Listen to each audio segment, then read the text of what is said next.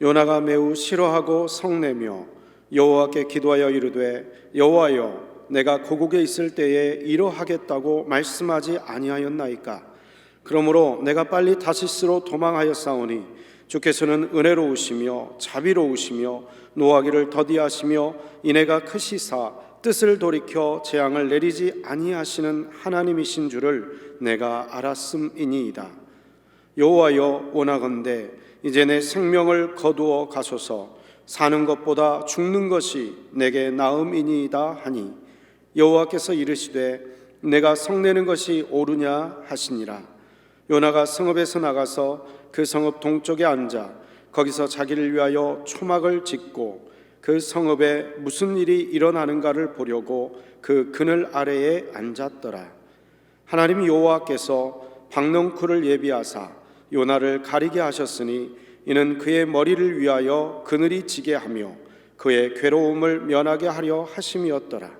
요나가 박넝쿨로 말미암아 크게 기뻐하였더니 하나님이 벌레를 예비하사 이튿날 새벽에 그 박넝쿨을 갉아먹게 하심에 시드니라.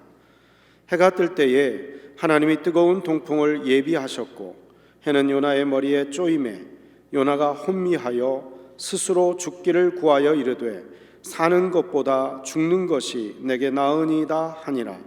하나님이 요나에게 이르시되 내가 이 박넝쿨로 말미암아 성내는 것이 어찌 옳으냐 하시니 그가 대답하되 내가 성내어 죽기까지 할지라도 옳으니이다 하니라. 여호와께서 이르시되 내가 수고도 아니하였고 재배도 아니하였고 하룻밤에 났다가 하룻밤에 말라버린 이 박넝쿨을 아꼈거든 하물며 이 큰 성읍 니느웨에는 좌우를 분별하지 못하는 자가 12만여 명이요 가축도 많이 있나니 내가 어찌 아끼지 아니하겠느냐 하시니라. 아멘. 사람들은 저마다 자기가 좋아하는 취미와 관심사가 있습니다. 어떤 분은 스포츠에 대해서 관심이 많습니다. 그래서 내일 출근을 하고 중요한 일인데도 불구하고 새벽 2시, 3시에 축구 경기를 하게 되면 거기에 몰두합니다. 어떤 분은 또 음식에 대해서 참 관심이 많습니다. TV에서 좋은 음식점이 있다고 한다면 몇 시간 걸리도록 거기 가서 그 음식을 먹는 데 힘을 쏟습니다. 어떤 분은 돌을 귀하게 여겨서 수석을 모집하는데 가는 곳마다 그 돌들을 모아다가 집을 장식합니다. 어떤 분은 화초를 좋아하는 분이 계시고요, 어떤 분은 영화 감상, 음악 감상을 관심 있는 분도 계시고, 어떤 분들은 낚시나 또 바둑이나 장기에 관심 있는 분이 많습니다. 그래서 길을 가다가도 자기가 관심이 있으면 발걸음을 멈추고 그것에 기웃거리게 됩니다. 그리고 자기 마음에 있으면 시간을, 몸을 또 모든 걸 투자해서 그걸 감당하게 됩니다.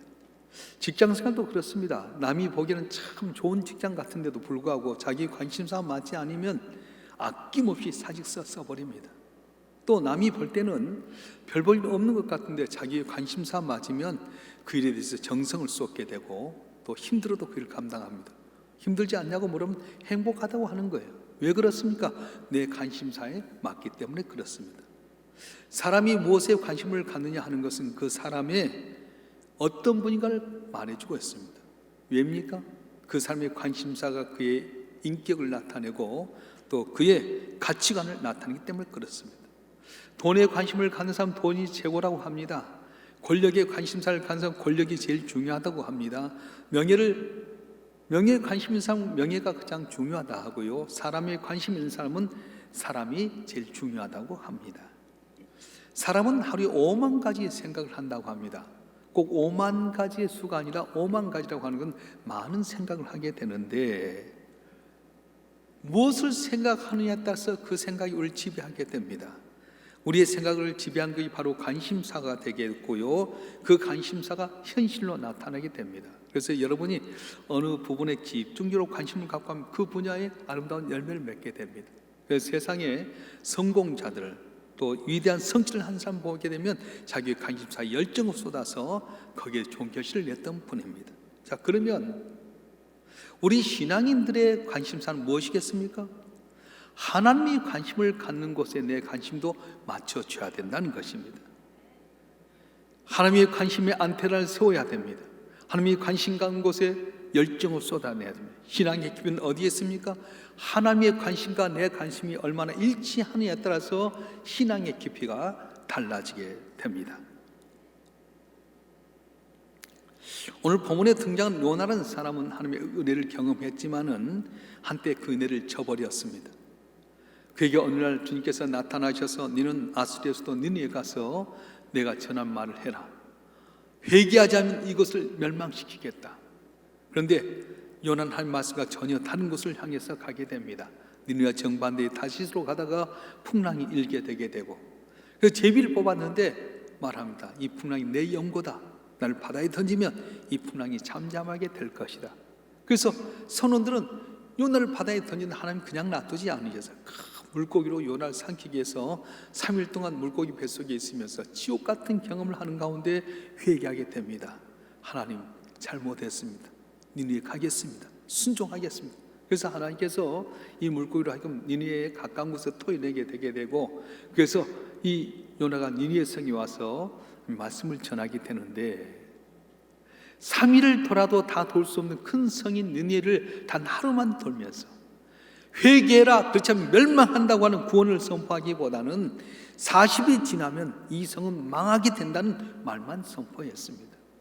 회개하는 말도, 회개하면 구원받는 말도 하지 아니하고 40이 지나면 이 성은 망하게 된다고 선포했을 뿐인데 3일 거리를 다 돌지 않고 하루만 선포했을 뿐인데 이상한 일이 벌어졌습니다. 왕에서부터 가장 어린애까지 남녀노소 가리지 않고 빈비구청 가리지 않고 12만 명의 사람이 회개하고 자복함으로 말미암아서 하나님께서 니느웨 성을 멸망치 않는 사건이 벌어졌습니다. 여러분, 이런 일이 일어나면 요나가 기뻐해야 되지 않습니까? 근데 요나가 어떻게 반응합니까? 1절에 보게 되면 요나가 매우 싫어하고 성내며 그렇게 이야기했어요. 40이 지나면 이 성은 멸망하게 될 거라고 선포를 했는데 사흘길도 아니고 단 하루만 선포했는데 그 말을 들었던 사람들이 입소문에 입소문 내서 왕부터 어린아이까지 빈부 기천 남녀노소 가지고 다 회개하고 구원을 받으니까 요나가 화를 내며 성내고 싫어했다고 말씀하는 겁니다. 차라리 하나님 내가 죽고 싶습니다. 내 목숨을 거두어 주옵소서 불평합니다. 근데 하나님께서 뭐라고 하십니까? 4절 말씀 한번 읽어볼까요? 요나서 4장 4절 시작. 여호와께서 이르시되 내가 성낸 것이 옳으냐 하시니라. 쉽게 말하면 네 왜 화내냐? 화내가 옳으냐? 물어보시는 거예요. 이쯤 되면 요나는 자기의 잘못을 깨닫고 회개하고 잘못했습니다 그래야 할 텐데 요나가 어떻게 하면 성 밖으로 뛰쳐나갑니다. 니느웨 성이 보는 동편 언덕에 올라가서 초막을 짓고 이놈들 네가 어떻게 멸망한가 보자 그렇게 기다리고 있었습니다. 요나가 누굽니까? 뭐 하는 사람입니까? 선지자였습니다. 은혜로 말미암아 선지자 되었습니다. 아무나 선지자 되는 것 아닙니다. 말씀 받아서 말씀을 전하는 사람입니다. 선택받은 사람만이 할 수 있는 일인데 요나는 엄청난 하나님의 은혜를 싸구려 은혜로 변질시켜 버렸습니다. 하나님의 은혜로 말미암아 선지자가 되었으면 하나님 기쁘게 해야 될 텐데 우리 하나님 마음을 금신시키고 있는 겁니다. 만약에 여러분이 하나님이라고 한다면 요나를 어떻게 하겠어요? 나 같으면 야 임마 네가 잘나고 똑똑해서 선지자 됐느냐? 네가 능력 있어 선지자 됐느냐? 내가 네게 은혜 준 것 아니냐? 내가 명령한 대로 하면 될 텐데 네 혼자 왜 화나고 그렇게 성내냐? 혼쭐 내지 않겠습니까? 근데 하나님은 요나에게 화를 내지 않습니다. 혼내지도 않습니다. 오히려 하나님이 시청강 교육을 통해서 요나를 설득시키고 있습니다. 아침에 태양이 떠오르는데 요나가 이제 니느웨 성을 바라보는 가운데 있는데 중동 지방이 낮에는 온도가 한 50도까지 올라가니까 얼마나 뜨겁겠습니까? 아이고 정말 힘들어 죽겠다는데 하나님께서 박넝쿨이 싹 솟아나게 만들어서 그 박넝쿨에 그늘이 생기니까 요나가 아이고 살만하다 내가 정말 기쁘다 그렇게 표현합니다. 그런데 하나님께서는 그 다음날 아침에 벌레가 박넝쿨 밑둥이를 갈게 만드셨어요. 태양이 떠오르는데 이 박넝쿨이 태양빛에 의해서 다 시들어 버렸습니다. 그늘이 있을 줄 알았는데 그늘이 없게 되니까 요나가 뭐라고 말합니까? 나를 죽여주십시오. 차라리 죽는 것이 낫겠습니다. 요나는 투덜댔습니다. 조금만 어려우면 불평하고 조금만 힘들면 투덜이에 불과했습니다. 그때 하나님께서 요나야, 네 투덜 것이 맞냐? 그럴 때 요나가 내 행동에 문제가 없다고 말합니다. 그때 하나님 뭐라고 말씀하십니까? 10절과 11절 말씀 한번 읽어보겠습니다. 10절과 11절 말씀 시작.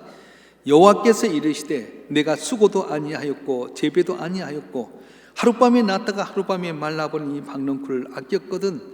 하며 이 큰 성읍 니느웨는 좌우를 분별하지 못한 자가 12만여 명이요 가축도 많이 있나니 내가 어찌 아끼지 아니하겠냐 하시니라. 아멘. 쉽게 말하면, 야, 네가 박넝쿨에서 심었냐? 네가 박넝쿨 길렀냐? 네가 심지도 않고 길르지 않은 박넝쿨을 저렇게 사랑하거든을 하물며 니느웨 성에 있는 12만 명의 좌우를 분별치 못하는 사람 내가 사는 것이 어찌 마땅하지 않겠냐? 가축도 많이 있지 않느냐? 그렇게 말씀하시는 거예요. 요나서는 다른 성경과 달리 요나에게 질문하는 것으로 말씀을 마치게 됩니다. 여기에 우리가 준 귀한 교훈이 있는데, 첫째는 이 땅의 건 결코 영원하지 못하다고 하는 것입니다. 박넝쿨은 뜨거운 태양 끝에 있는 요나에게 시원함을 주었습니다. 도움이 되었습니다. 박넝쿨로 인해서 요나는 기쁨을 얻었습니다. 그런데 벌레가 와서 박넝쿨 줄기를 갉아먹자 금방 시들어버리고 말았습니다. 여기에 영적인 의미가 있습니다. 박넝쿨이 하찮은 벌레에 의해서 시들어버린 것처럼 세상에 존재하는 모든 쾌락과 모든 만족은 순간적으로 사라지게 된다는 거예요. 할렐루야. 그렇습니다. 이 땅의 건 영원하지 못합니다. 요나에게 시원함을 제공했던 박넝쿨이 하룻밤새 시들어버린 것처럼 내가 이 땅에 좋아하고 내가 기대했던 것, 소망이었던 것 순식간에 사라져버린다는 거예요. 그러면 우리는 어떻게 해야 됩니까? 썩어진 세상 것을 위해서 살기보다는 영원히 썩지 아니하는 하나님 앞에 가서 상급받고 영원히 복받을 수 있는 하나님의 나라에 대해서 관심을 갖고 살라고 말씀하는 거예요.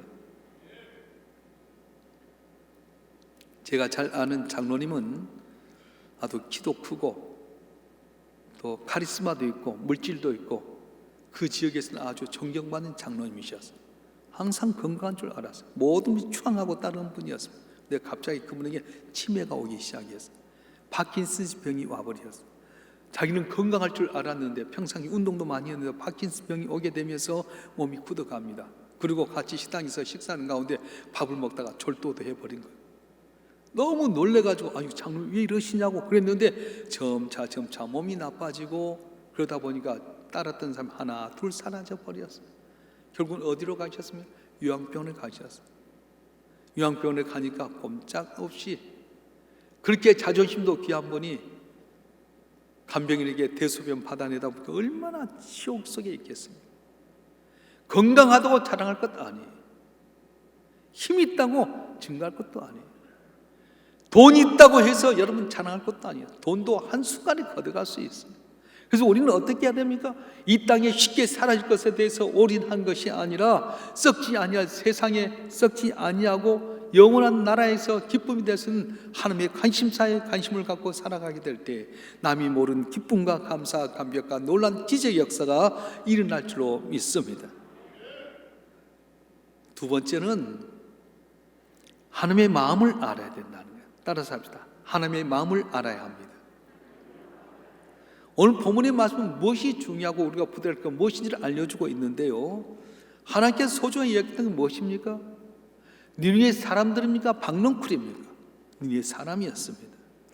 하나님의 관심은 요나가 그렇게 귀중히 여겼던 박넝쿨이 아니라 좌우를 분별치 못하는 아직도 영적으로 구원하지 못하고 어린애 같은 뭐가 좋고 나쁜지를 모르는 니느웨 사람들에게 관심이 있었습니다. 물론 하나님 사람에만 관심이 있는 것이 아니었습니다.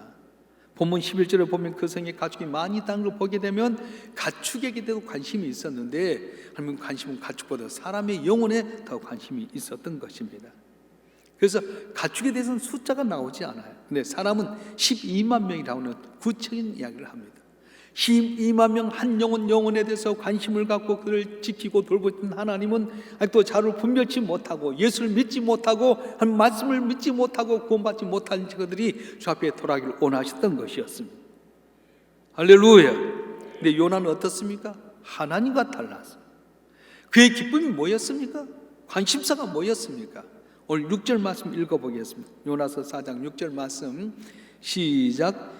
하나님 여호와께서 박넝쿨 예비하사 요나를 가리게 하셨으니 이는 그의 머리를 위하여 그늘이 지게 하며 그의 괴로움을 면하게 하려 하심이었더라. 요나가 박넝쿨로 말미암아 크게 기뻐하였더니. 아멘. 요나는 단지 자기에게 그늘을 제공해주는 박넝쿨에도 관심을 갖고 있었습니다. 박넝쿨 때문에 기뻐했습니다. 그런데 요나서 4장에 보면 기뻐했다는 말은 바로 이거 하나밖에 없습니다.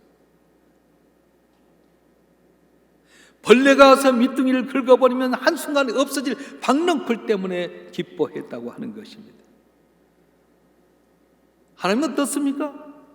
요나가 그토록 관심 갖고 기뻐했던 박넝쿨에 관심 있는 것이 아니라 아직도 자를 분별치 못한 12만 명의 사람들에 대해서 관심을 가졌던 것입니다. 그래서 우리가 기억할 것은 박넝쿨 때문에 기뻐했던 요나와는 달리 하나님께서는 니느웨 사람들이 그의 영혼이 구원받는 것을 기뻐하셨습니다. 좌우를 분별치 못한 12만 명이나 되는 영혼들이 회개하고 돌아왔을 때 기뻐하시고를 용서해 주셨습니다. 이 이야기가 뭘 가르쳐주고 있습니까? 한 영혼이 회개하고 돌아오면 주님께서 기뻐하신다는 겁니다. 예수님께서도 공생의 기간 동안 크게 기뻐하셨던 때가 있는데 그때가 언제였습니까? 영혼이 구원받을 때였습니다. 누가복음 10장 21절 말씀 한번 읽어볼까요? 누가복음 10장 21절 말씀 시작. 그때 예수께서 성령으로 기뻐하시며 이르시되 천지의 주이신 아버지여 이것을 지혜롭고 슬기는 자에게는 숨기시고 어린아이들에게 나타내심을 감사하나이다. 옳소이다. 이렇게 된 것이 아버지의 뜻이니이다. 그때 예수께서 성령으로 기뻐하시며 이런 말이 나오는데 이 말은 쉽게 말하면 주님이 크게 기뻐하셨다는 거예요. 뭐 때문에 주님이 크게 기뻐하십니까? 70인 전도대를 2명씩 짝지어서 보냈습니다. 근데 그들이 보고하고 돌아온 말은 주님 우리가 주의 이름으로 귀신이 쫓아내게 되고 귀신 또 병든 자의 명예 때문에 병든 자가 낫게 되었습니다. 주의 말씀을 전했더니 그들이 주 앞에 돌아왔습니다. 이 말을 듣고 나서 주님께 크게 기뻐했다고 말씀하신 겁니다. 주님이 기뻐한 것은 영원히 구원받는 것입니다. 일보다 더 주님이 기뻐한 일은 없습니다. 저와 여러분 어떻습니까? 여러분 지금 관심사가 무엇입니까? 살찌는 것에 대해서 살 빼는 다이어트입니까? 코로나19가 다가오니까 건강에 문제입니까? 여러분 사업장과 직장이 잘 되는 것입니까? 물론 그것도 중요하지만 주님이 제일 기뻐하신 것은 한 영혼이 구원받는 것. 그래서 주님께서는 일산명수를 세우시고 여러분 한 분에게 복을 주셨던 거예요. 믿습니까? 내가 구원받았으면 예수로 말미암아 영원히 구원받고 하나님의 자녀가 되었으면 아직도 주님을 알지 못한 자들에게 너희가 주님을 체험하고 주의 은혜를 받고 복을 받아서 증거해라. 전능하신 하나님 오늘 또 우리 곁에 계신다. 나도 예전은 낮은 자, 연약한 자, 부족한 자인데 주님의 은혜로 말미암아 내가 강건해졌고 내가 복을 받았고 이렇게 은혜를 받았다. 너도 주 앞에 오기만 하면 병든 자 고침받게 되고 네 영혼도 살리게 되고 범사에 잘 될 것이다. 증거라고 말씀하는 거예요. 할렐루야. 복 받길 바랍니다. 건강 회복되길 바랍니다. 사업이 잘 되길 바랍니다. 자녀가 잘 되길 바랍니다. 왜 그렇습니까? 나는 정말로 보잘것없고 미약한 존재인데 하나님이 그 아들과 더불어서 좋은 걸 우리에게 주셔서 내가 이렇게 쓰임받게 됐다, 구원받게 됐다, 나는 이 땅을 살아도 기쁘다 고백할 때 코로나19로 말미암아 모두가 두려워하고 염려하고 걱정하고 우거지상인데 여러분 얼굴이 환히 밝아지면 얼마나 좋겠어요. 우리 집사님 한 분이 이제 로젠 택배를 하시는데 1월 달부터 이제 운정 3주기 요쪽 개발력이 7월 달까지 입주한다고 합니다. 그래서 오늘 2부 때 기도하셨는데 목사님 1월 달부터 입주한다고 합니다. 우리가 그들에게 복음을 전해야 되겠습니다. 그러더라고요. 코로나19로 말미암아 모두가 두려워하고 염려합니다. 우거지상입니다. 근데 우리는 어떻게 해야 됩니까? 모두가 다 우거지상일지라도 난 예수 믿고 구원받았다. 이 땅에서 하나님 은혜 받겠지만 죽으면 천국 간다는 자신이 있으면 눈동자가 달라지고 얼굴이 달라지고 남에게 소망을 주지 않겠습니까? 한번 좌우로 돌아오면서 보니까 은혜가 됩니다. 한번 이야기해 봅시다. 앞뒤로 좌우로. 보니까 은혜가 됩니다. 우거지생이 아니고 받는 모습 보니까 참 은혜가 됩니다. 모두가 벌벌 떨고 두려워하고 염려하고 있을 때에, 그래, 코로나가 두렵고 어렵기 짝이 없지만 두려워하지 말아라, 내가 너와 함께하려고 하는 그 하나님이 우리 지켜줄 거야, 걱정하지 마라, 기도해, 풍랑이 잠잠해지게 되고 이 고난이 우리에게 뒷돌이 될 거라고 여러분 자신있게 이야기하게 되면 얼마나 위로받겠어요. 여러분 인생살이에 성공하고 싶습니까? 세상 말로 대박의 인생을 살고 싶습니까? 그렇다면 하나님 관심사, 여러분 관심을 갖길 주님 축원합니다. 여러분 삶이 하나님의 관심에 초점이 맞춰지게 된다면 하나님께서는 거기에 맞게끔 복을 내려주실 거예요. 제가 잘 아는 집사님은 코스코에 있다가 무게 주재원으로 파송이 되었어요. 근데 거기 갔는데 집도 다 주지요, 차도 주지요, 아들 공부시킨대요. 1년에 공부시키려면 5천만 원 드는데 다 회사에서 나왔어. 왜요? 너는 포스코에서 보낸 일을 감당하라고 주는 거예요. 우리가 주님의 관심사를 갖고 내가 복음을 전하고 주의 뜻대로 살아가게 되면 하나님께서 내가 구하지도 않고 내가 염려했던 것 다 해결된 은혜를 주실 줄로 믿습니다. 어느 대학교에서 교수님이 학생들 앞에서 퀴즈를 냈어요. 밑에 탁자 밑에 항아리 큰 것 하나를 내놓더니, 여러분 이 항아리에 제가 이렇게 담겠는데 한번 보세요. 그러면서 주먹만한 돌들 가득 해갖고 입구 아구가 나올 때까지 소복이 쌓았습니다. 여러분 항아리 다 채워졌습니까? 네! 그랬더니 정말일까요? 그러면서 조약들을 갖다가 부었어요. 틈틈이 해갖고 흔들고 했더니 그 조약들이 심각하게 들어가는 거예요. 여러분 다 채워졌습니까? 그랬더니 이 머리가 빠른 학생들이 글쎄요 그런 거예요. 그래요? 그러면서 이제 모래를 갖다가 또 딱 흔들어서 이었더니 싹 들어갔어요. 여러분 다 채워졌을까요? 그랬더니 학생들이 아니요 그런 거예요. 참 머리가 보통 머리들이 아닌 거예요. 교수님 뭔가 뜻이 있겠다 싶어서 아니요 그랬더니 봅시다. 그러면 주전자를 갖다 물을 부었더니 싹 들어든 거예요. 여러분 오늘 우리가 이 시험을 통해 뭘 의미하고 있는 것입니까? 그때 한 학생이 딱 손을 들면서 아무리 바쁘고 힘들어도 노력하고 애쓰면 다 채울 수 있다는 거 아닙니까? 그때 아닙니다. 그것이 목적이 아닙니다. 그러면서 이런 말을 했어요. 이 실험이 우리에게 준 의미는 만약 당신이 큰 돌을 먼저 놓지 않는다면 영원히 큰 돌을 넣지 못할 것입니다. 그렇게 이야기했어요. 큰 돌을 먼저 넣지 아니하면 영원히 큰 돌을 넣지 못하리라. 큰 돌을 넣고 작은 조약돌을 넣고 모래를 넣고 물을 넣으니까 들어갔는데 거꾸로 물을 붓고 모래를 넣고 조약돌을 넣고 돌을 넣으면 영원히 큰 돌은 못 들어간단 말이에요. 무슨 뜻이에요? 우선순위가 중요하다는 것입니다. 다 잘하고 싶고 복받기를 원합니다. 근데 순서가 잘못되면 아무리 노력하고 애쓰며도 불구하고 잘 되지 않습니다. 순서가 잘 맞아야지 만족하며 행복할 수 있습니다. 여러분의 관심사가 하나님의 관심사가 맞아지게 되면 그걸 위해서 하나님께 놀라운 복을 주시는데, 우리는 뭘 먹을까 뭘 마실까 뭘 입을까만 염려하다 보니 노력하고 애썼음에도 불구하고 피곤하기만 하지 열매를 맺지 못할 때가 많다는 것입니다. 사랑하는 성도 여러분, 지금 분명히 말씀하셨어요. 너는 먼저 그의 나라와 그 일을 구하라. 주간의 생명도 살리게 노력해라. 그리하면 너희가 구하지 않니 이 모든 것 너에게 더해주라고 말씀해 주셨습니다. 하나님의 관심은 오늘따라 내일 사라져버릴 이 세상의 것이 아니라 사람이 있었습니다. 구원받을 사람이 있는 겁니다. 그래서 예수님이 이른 양 비유를 통해서 뭐라고 말씀하십니까? 마태복음 18장 13절에 보게 되면 이렇게 말씀하셨어요. 진실로 진실로 내게 이르노니 만일 13절 어떤 사람이 약 100마리가 있는데 그 중에 하나가 길을 잃었으면 그 99마리를 산에 두고 가서 기른 양을 찾지 않겠느냐. 진실로 내게 이르노니 만일 찾으면 길을 잃지 아니한 99마리보다 이것을 더 기뻐하리라 말씀하셨습니다. 왜 일삼명초를 세우셨겠어요? 그것은 우리가 주 예수로 말미암아서 구원받았다. 구원받은 감격 속에서 주 앞에 나올 때마다 감사하고 샘을 얻어서 담대히 나가서 예수의 복음을 증거해라. 내가 네 책임져 주겠다.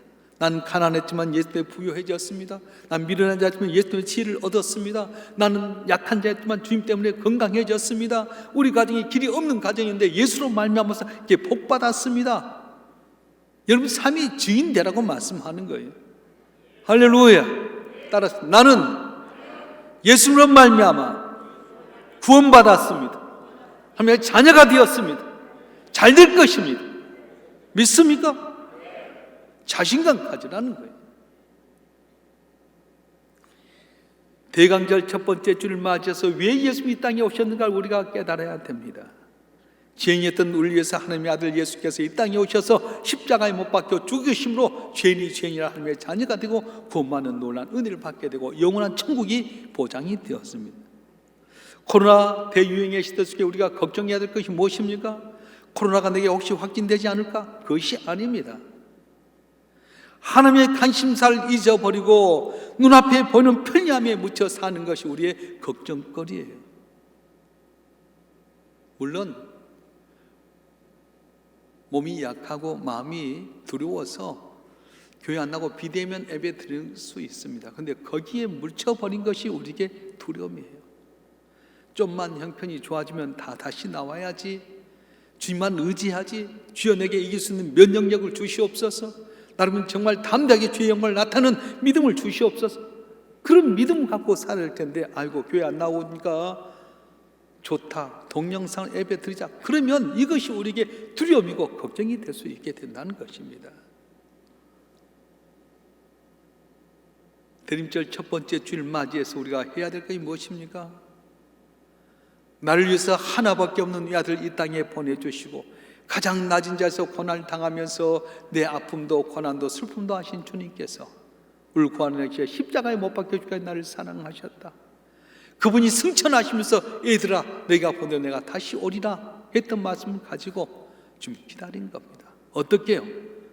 내가 받은 은혜, 내가 받았던 구원의 감격, 내게 주신 축복을 가지고 예수님 하나님의 아들이시다, 우리와 함께 하신다, 내가 죄에 대한 섬김과 봉사, 헌신을 평가해주고 심판하고 상을 주시게 다시 오신다는 믿음을 갖고 삶 속에서 증인이 되게 되었을 때 여러분도 모르는 사이에 모든 은혜가, 능력과 기적이 여러분 가운데 임하게 될 줄로 믿습니다.